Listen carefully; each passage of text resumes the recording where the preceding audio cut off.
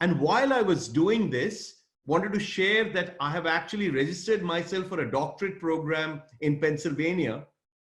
So in that token, I've been reading a lot of scholarly reports. And one of the concepts that struck with me is this concept of wisdom. Whenever we talk about wisdom, and Marco, we discussed this, whenever we talk about wisdom, very often it is an esoteric feel-good factor.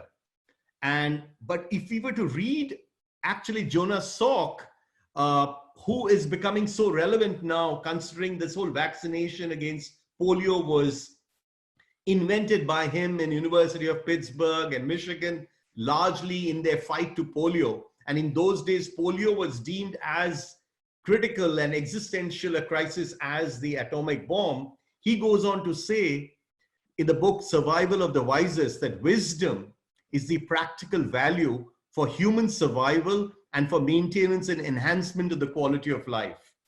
So the thesis that I was promoting, I don't want to go through this, but this was again the doyen of science talking about that knowledge in itself becomes devoid unless you bring society and empathy into this. So what we've done, and I'll share this with you and other papers, that there is a full thesis by a professor who was 30 years in Yale and Cornell and others, Robert J. Sternberg and others, where they're talking about wisdom. And they break wisdom down into cognitive, reflective, and affective dimension. And these can be actually measured. And the thesis that we are saying that you can actually create a three-dimensional construct of wisdom. And you can actually see which are the various areas which directly impact wisdom.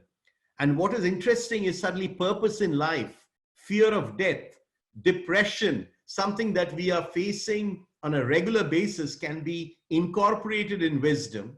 And then what we are saying is that while we do our balance scorecard, and instead of just leaving purpose or wisdom as just one more platitude, we can incorporate that into our balance scorecard and create a group of people within the organization who are like-minded and who are addressing the society environment at large and not limiting it to classical corporate social responsibility.